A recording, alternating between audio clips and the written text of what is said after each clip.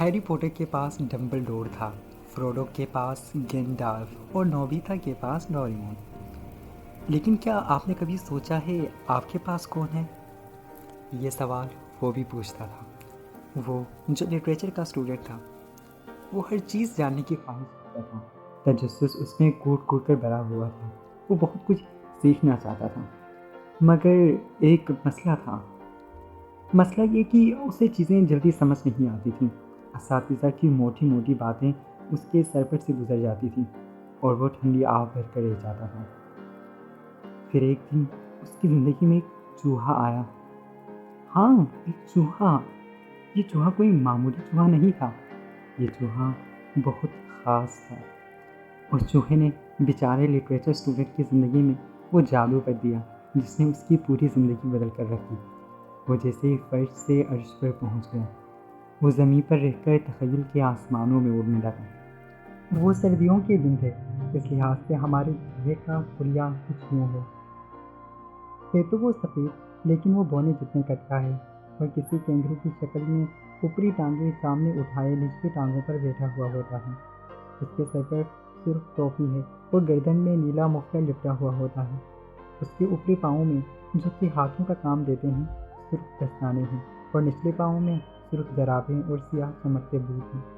آنکھیں بھی اس کی کچھ خاص سی ہیں، سفید چہرے پر نیلے چشموں کے فریم کی پار سیاہ آنکھیں جن میں سنہری سی چمک ہے، اور وہ انہی آنکھوں سے پٹپٹا کر بڑی باریک بینی سے چیزوں کو دیکھتا ہے۔ اور ہاں، اس کے کمر میں ایک تلوار کے لیے نیام بھی ہے، لیکن اس نیام میں تلوار نہیں بلکہ کوئی اور چیز ہے، ایسی چیز جو تلوار سے بھی زیادہ تیز ہوتی ہے، اور وہ ہے قلم۔ تلوار جتنا لمبا، جادوئی سنہرا قلم، اور یہی تو وہ قلم ہے جس کے ذریعے مسٹر ڈریلم منتر پڑھا کرتا ہے۔ ہاں، اس کا نام مسٹر ڈریلم ہے۔ اور اب وہ کون سا منتر تھا جو وہ ہر لمحے دہرایا کرتا تھا؟ ہاتھ میں سنہرا قلم لیے وہ بڑے پرجوش انداز میں کہتا تھا۔ کیا کہتا تھا؟ آئیے سنتے ہیں جمال اور چوہے کے درمیان ہونے والی پہلو گفتگو۔ تو دکھاؤ اپنا جادو۔ صبر کرو بچے اور غور سے سنو۔ سب سے پہلے سوئش اینڈ فلک۔ یہ کہتے ہوئے چوہا اپنے قلم کو کسی جادوئی چھڑی کی طرح گھمانے لگتا ہے۔ یہ تو تم پروفیسر فلٹوک کی نقل کر رہے ہو، ہے نا؟ مجھے نہیں پتا یہ پروفیسر فلٹوک کون ہے۔ پروفیسر فلٹوک، ہاگورٹس کا چارمز ٹیچر۔ Oh what ever. اور سنو بچے، سیکھنا ہے تو سنجیدگی اختیار کرو، ورنہ مجھے کوئی شوق نہیں ہے تمہیں کچھ سکھانے یا دکھانے کا۔ میں اپنی دنیا میں واپس چلا جاؤں گا۔ نہیں، میں معذرت خواہ ہوں، آپ اپنی بات جاری رکھیں۔ اچھا، تو میں کہہ رہا تھا swish and flick. Repeat after me, swish and flick and say فیکٹرز فینٹاسٹیکا۔ تم نے ابھی تک اپنا نام نہیں بتایا۔ میرے نام سے کیا کرنا ہے؟ ہاں، تم مجھے مسٹر ڈریلم کہہ سکتے ہو۔ ڈریلم؟ یہ تو اتنا عجیب سا نام ہے، کیا میں آپ کو پروفیسر ڈی کہہ سکتا ہوں؟ مائنڈ یور لینگویج بچے، مجھے کہنا ہے تو مسٹر ڈریلم کہو، ورنہ میں جا رہا ہوں۔ اوکے مسٹر ڈریلم، دیٹس مائی بوائے۔ اب ہم پریکٹیکلی اس منتر کا استعمال کریں گے تمہاری لرننگ جرنی میں۔ بتاؤ، سب سے پہلے کیا سیکھنا چاہو گے؟ کیا وہی ٹاپک جو آج تمہاری میم پڑھا رہی تھیں؟ ہاں وہی، واٹ از لٹریچر۔ میں تو پہلے ہی لیکچر میں کنفیوز ہو کر رہ گیا ہوں۔ فکر not, just swish and flick and say فیکٹرز فینٹاسٹیکا، پھر دیکھنا کیا ہوتا ہے۔ جمال کا اشتیاق بڑھنے لگا۔ مسٹر ڈریلم گہری سانس لے کر تیار ہو گیا تھا۔ تمہارا سوال کیا ہے اسے ذہن میں رکھنا۔ مسٹر ڈریلم نے جمال کا ایک ہاتھ تھاما اور دوسرے ہاتھ سے سنہرے قلم کو حرکت دیتے ہوئے منتر پڑھا۔ فیکٹرز فینٹاسٹیکا۔ لٹریچر کیا ہے؟ جمال سوچ رہا تھا، اور قلم سے پھوٹتی سنہری روشنی ان کے گرد پھیلتی جا رہی تھی، دھند کی طرح۔ تیز روشنی سے جمال کی آنکھیں چندی آ گئیں۔ اس نے آنکھیں بند کر لیں، دماغ گھومتا محسوس ہوا۔ آنکھیں اس نے اس وقت ہی کھولیں جب اس کے بازو میں کسی نے کھونی دے ماری۔ آؤچ! اس نے دیکھا کہ وہ ایک نیم اندھیری راہداری میں کھڑے تھے، لیکن یہ دونوں طرف کتابوں کے شیلف کیوں؟ اس سے اندازہ ہوا وہ کسی لائبریری میں آ گئے ہیں۔ وہ آگے بڑھا تو روشنی کا ہالہ سا نظر آیا، جہاں کھڑکی کے نیچے میز پر ایک شخص سر جھکائے غالباً کچھ لکھ رہا تھا۔ یہ کمرہ اسی شخص کا تھا، یہ ساری کتابیں اس کی تھیں۔ میرے کمرے میں کتابوں کے سوا کچھ نہیں۔ یہ مصرع اس کے کمرے کے منظر پر پورا اترتا تھا، لیکن وہ شخص تھا کون؟ جمال نے سوالیہ نظروں سے اپنے پہلو میں کھڑے مسٹر ڈریلم کو دیکھا۔ ہم کہاں ہیں؟ جواباً اس نے سرگوشی کی، مجھے نہیں پتا، میں تو تمہیں صرف وہاں لایا ہوں جہاں تمہارے سوال کا جواب ملے گا۔ جمال نے کچھ سوچ کر دائیں شیلف سے کتاب نکالی اور آہستگی سے کھول کر ورق پلٹایا۔ وہاں کتاب اور لکھاری کے نام کے نیچے کسی نے نیلی روشنائی سے اپنا نام اور سائن لکھا تھا، WH ہڈسن۔ جمال نے یہ نام پہلے بھی کہیں پڑھ رکھا تھا، لیکن اس پر اسے کچھ یاد نہ آیا۔ اوہ انٹریسٹنگ، تو ہم مسٹر ہڈسن کے ہاں پہنچ گئے ہیں۔ مسٹر ڈریلم نے نام دیکھا تو چیخ اٹھے۔ اس کے ساتھ ہی کمرے کی مقدس خاموشی کانچ کی طرح بکھر گئی۔ 1 2 3، جمال نے گنتی گننا شروع کی۔ ابھی وہ شخص جس کا نام اندازے کے مطابق ہڈسن تھا کھڑا ہوگا اور ان کو چور سمجھ کر پولیس بلائے گا، مگر وہ غائب بھی تو ہو سکتے ہیں۔ اس نے ساتھ ہی خود کو تسلی بھی دی۔ آؤ آؤ، خوش آمدید۔ جمال کو اپنے کانوں پر یقین نہ آیا جب کرسی پر بیٹھے شخص نے بنا سر موڑے مطمئن انداز میں کہا۔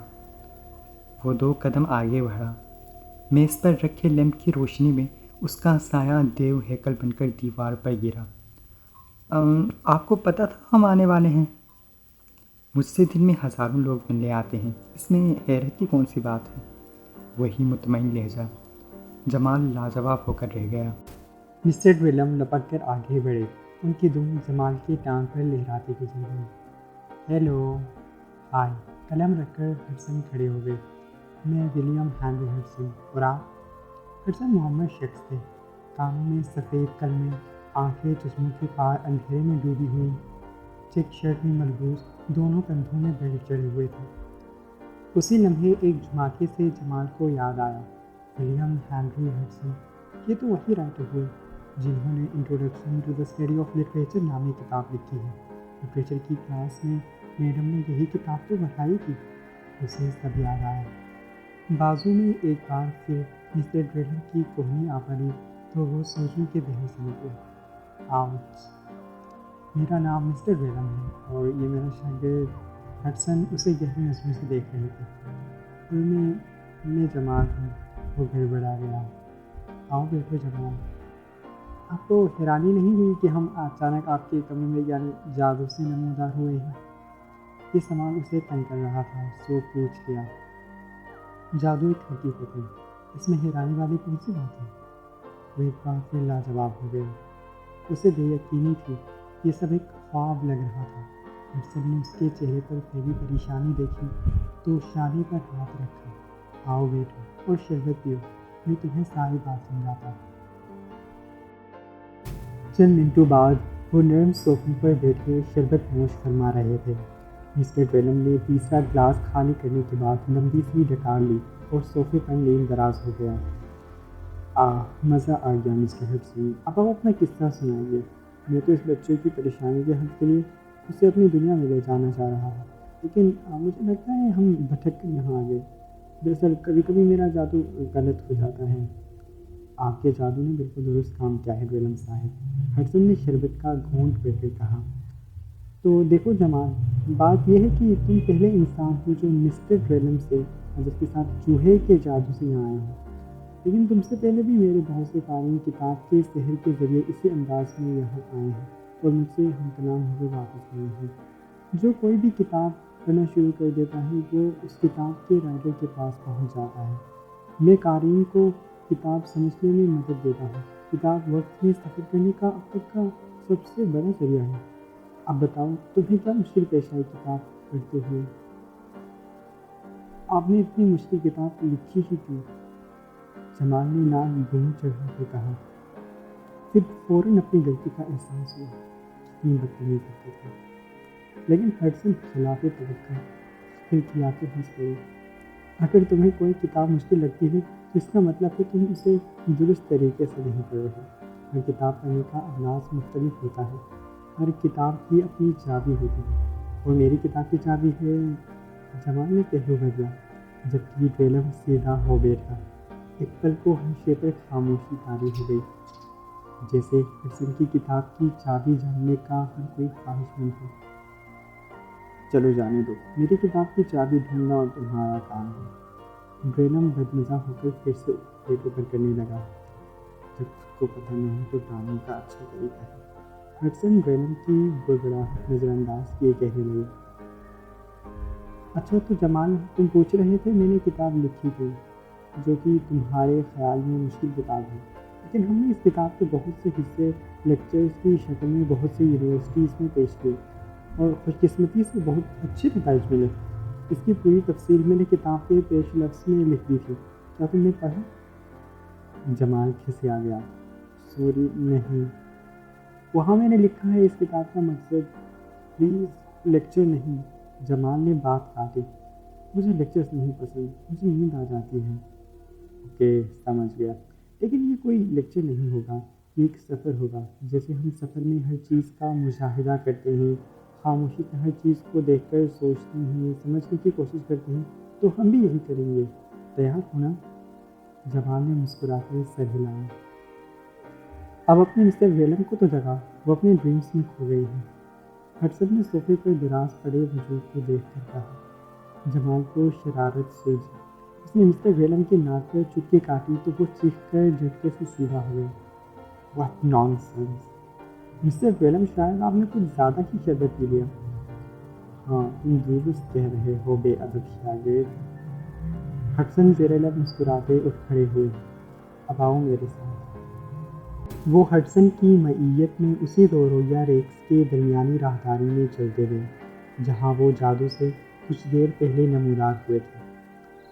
اندھیرے کو مات دینے کی خاطر ہڈسن نے ایک لیمپ اٹھا لیا تھا اور اب اس کی زرد روشنی میں وہ کتابوں کے نام پڑھتے جا رہے تھے۔ جمال کو کتابوں کی کثرت نے مغلوب کر دیا تھا، اس کا دل بہت جلسا تھا۔ ہڈسن سوچتی نگاہوں سے کتابیں نکالتے اور جمال کو تھماتے گئے اور جمال ان کو اپنے پیچھے آتے مسٹر ویلم کو پکڑا دیتا۔ بے ادب شاگرد، تم مجھ پر میری برداشت سے زیادہ بوجھ ڈال رہے ہو۔ ویلم کے ننھے بازوؤں کے حصار میں کتابوں کا مینار بلند ہوتا جا رہا تھا اور ویلم لڑکھڑاتا جا رہا تھا۔ جانے کتنے قدموں بعد ہڈسن رکے، ایک اور کتاب نکالی اور پلٹی۔ ان کے پیچھے اندھیرے کا غبار منڈلا رہا تھا۔ لائبریری کے انت کا اندازہ لگانا ناممکن تھا۔ بس اتنی کتابیں کافی ہیں، چلو۔ وہ روشنی کے ہالے کی طرف بڑھ گئے۔ جمال نے چند قدم ہی اٹھائے تھے کہ دڑام کی آواز نے اسے روک دیا۔ اور ہڈسن کہتے ہیں فی الحال کے لیے اتنی کتابیں کافی ہیں۔ جمال کتابوں کے ڈھیر تلے سے ڈویلم کی آواز سن کر زیر لب مسکرا دیا۔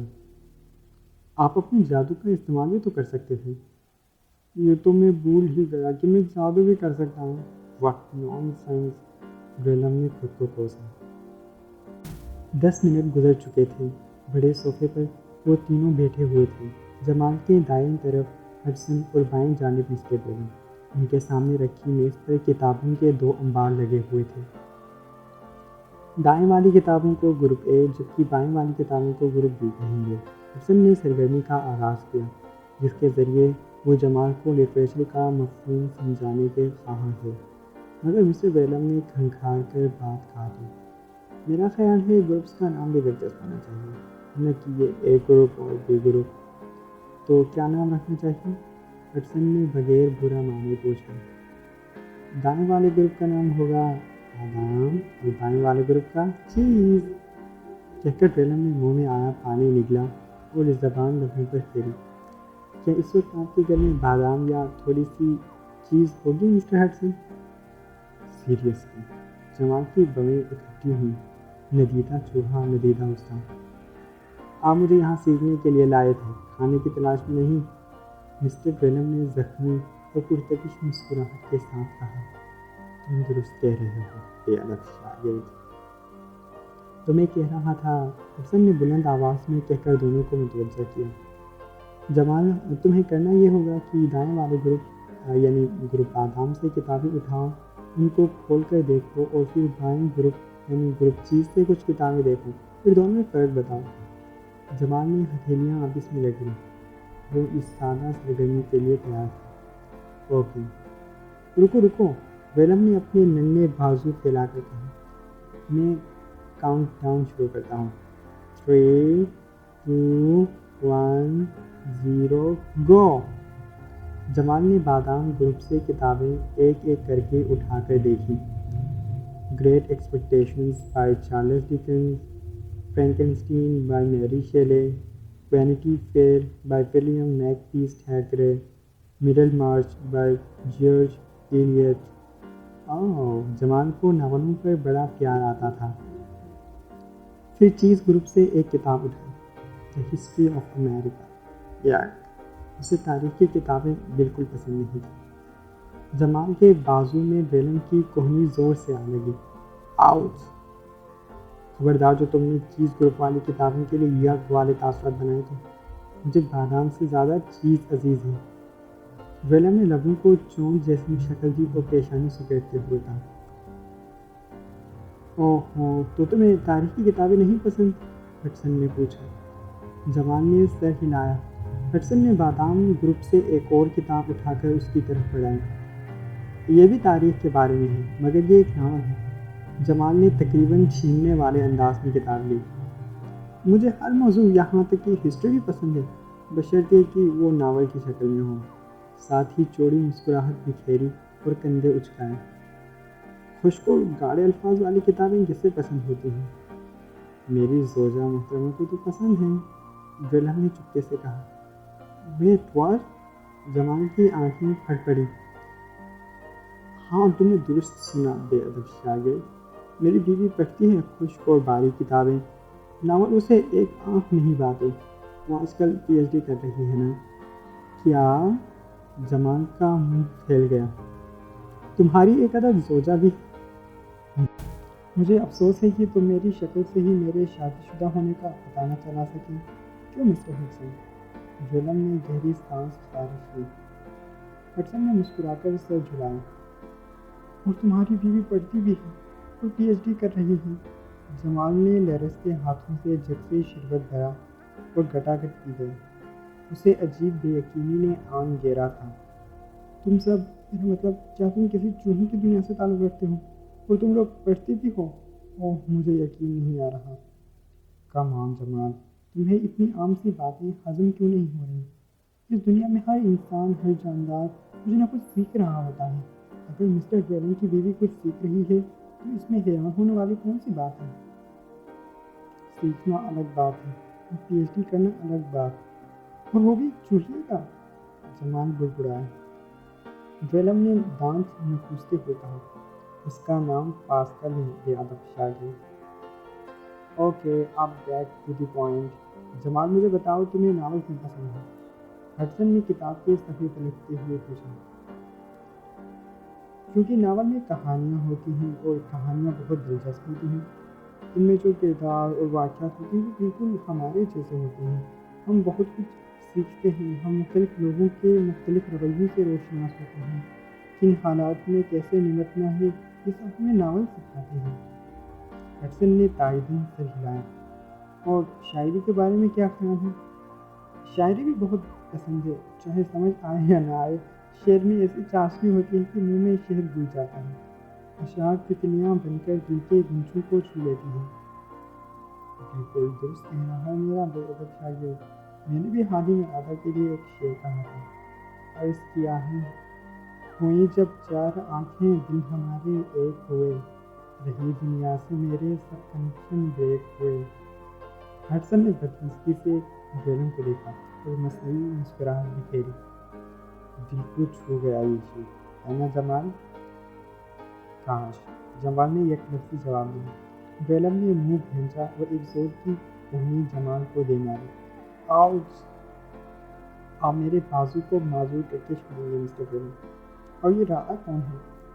سوال پر ویلم کو کھانسی کا دورہ پڑ گیا۔ جلدی سے پانی کا گھونٹ بھرا اور بولا، آہستہ بول، دیواروں کے بھی کان ہوتے ہیں۔ کہیں پاسکل نہ سن لے۔ پاسکل کون؟